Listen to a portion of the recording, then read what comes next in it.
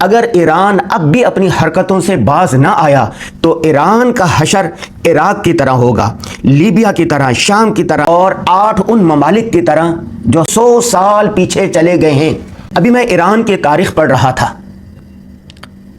تاریخ اسلام میں جس بادشاہ نے، جس حکمرانوں نے، جس قوم نے سب سے پہلے رسول اللہ صلی اللہ علیہ وسلم کے خط مبارک کو پھاڑا، وہ خسرو پرویز کسریٰ تھا، ایران کا رہنے والا۔ تاریخ اسلام میں بیت اللہ پر کسی نے قبضہ کرنے کی کوشش نہیں کی، کسی نے حملہ نہیں کیا، لیکن 1980 کی دہائی میں ایرانیوں نے بیت اللہ پر قبضہ کرنے کی مذموم کوشش کی، جسے پاکستان نے آزاد کروایا، پاکستان نے چھڑوایا۔ اب جو امریکہ ایران جنگ چل رہی تھی، اس امریکہ نے مار مار کے ایران کا بھرکس نکال دیا ہے۔ صف اول کی قیادت ختم ہو گئی، صف دوم کی قیادت ختم ہو گئی، ہزاروں کی تعداد میں بلڈنگیں ختم ہو گئی، میزائل ٹیکنالوجی ختم ہو گئی، اور ہزاروں کی تعداد میں لوگ مارے گئے اور لاکھوں کی تعداد میں زخمی اور معذور ہیں۔ اس مشکل حالات میں بھی پاکستان نے ایران کو مذاکرات کے ذریعے سے ایک باعزت راستہ فراہم کرنے کی کوشش کی، لیکن ایسا لگتا ہے کہ ایرانی اپنی ضد پر اڑے ہوئے ہیں۔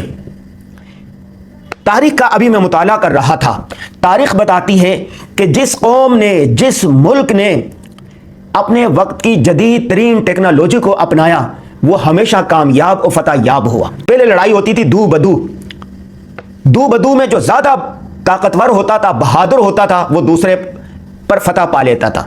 اس کے بعد تلوار کا دور آ گیا، ایک طرف آدمی ہے، دوسری طرف تلوار ہے۔ تلوار جدید ترین تھی، جس کے پاس تلوار ہوتی تھی اس نے بہادر پر فتح پالی۔ اس کے بعد آ گیا ایک دونوں کے پاس تلوار ہے لیکن ایک گھوڑ سوار ہے، جو گھوڑ سوار ہوتا تھا اس نے فتح پالی۔ ایک کے پاس گھوڑا ہے، تلوار ہے، دوسرے کے پاس منجنیق ہے، جس کے پاس منجنیق تھی اس نے فتح پالی۔ ایک کے پاس تلواریں ہیں، منجنیق ہے، دوسرے کے پاس ایٹم بم ہے، جس کے پاس ایٹم بم تھا اس نے فتح پالی۔ اسی طرح میں تاریخ میں دوڑاتا جا رہا تھا، جس کے پاس جدید ترین ہتھیار تھے اور اپنی ذہانت اور فطانت کو اپناتے ہوئے جدید حربے استعمال کیے، وہ کامیاب ہو گیا۔ ابھی کے دیکھ لیں 1970 کی دہائی میں امریکہ روس جنگ ہوئی، روس سوویت یونین افغانستان تک آ گیا۔ افغانوں کے پاس لڑنے کے لیے تلواریں ہوتی تھی، میزائل ہوتے تھے، لیکن سوویت یونین کے جہاز آتے تھے، اوپر سے میزائل داغتے تھے اور ان کو ختم کر دیتے تھے۔ امریکہ نے افغانوں کو جدید ترین اسٹنگر میزائل دیے۔ جب ان کے پاس جدید ترین ٹیکنالوجی آ گئی تو یہ کندھے پر رکھتے یوں جہازوں کو مارنے لگے۔ اس کے بعد دیکھ لیں سب کے پاس یہ ٹیکنالوجی آ گئی، لیکن پھر ڈرون کا دور آ گیا۔ 9/11 کے بعد جو جنگ شروع ہوئی تو اس کے پاس تھا، امریکہ نے ڈرون کے ذریعے سے اپنے ہدف کو نشانہ بنایا۔ اس کے بعد چلے جائیں، آج کا کیا دور ہے؟ AI کا دور ہے۔ اسرائیل نے لبنان کے رہنے والے اور حماس قیادت کو AI کے ذریعے سے چن چن کے شہید کیا۔ ابھی اس جنگ کے اندر AI کے ذریعے سے، جدید ترین ٹیکنالوجی کے ذریعے سے اسرائیل نے اور امریکہ نے چن چن کے ایرانی قیادت کو ختم کر دیا۔ بھارت کی اور پاکستان کی گزشتہ سال مئی میں جنگ ہوئی، فضائی تاریخ کی سب سے بڑی جنگ تھی۔ 47 جہاز پاکستان کے تھے جو فضا میں تھے، 83 جہاز انڈیا کے تھے جو فضا میں تھے، اور فضائی تاریخ کی سب سے بڑی اور خطرناک یہ جنگ تھی۔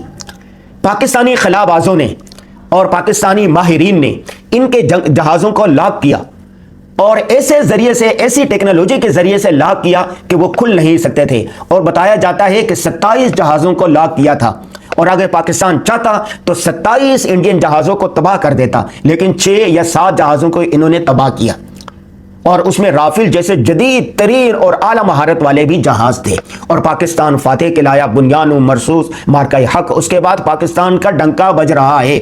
یہ ماننا پڑے گا کہ جس کے پاس جدید ترین ٹیکنالوجی ہوگی، جدید ترین اسلحہ ہوگا، جدید ترین مہارت ہوگی، جدید ترین دماغ ہوگا، آیت صلاحیت ہوں گی اور جدید ترین مہارتیں ہوگی، وہ کامیاب ہوگا، فتح یاب ہوگا۔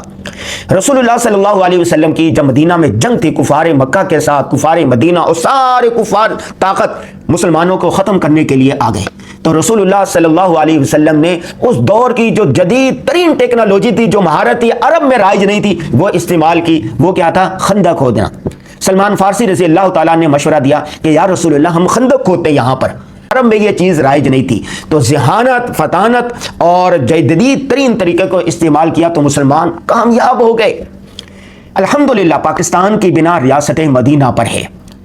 پاکستان بھی ٹیکنالوجی کے اعتبار سے فضائی، خلائی، زمینی، بحری، ہر ٹیکنالوجی کے اعتبار سے نہ صرف امریکہ، روس، چائنا کے برابر ہے بلکہ اس سے بھی زیادہ ہے۔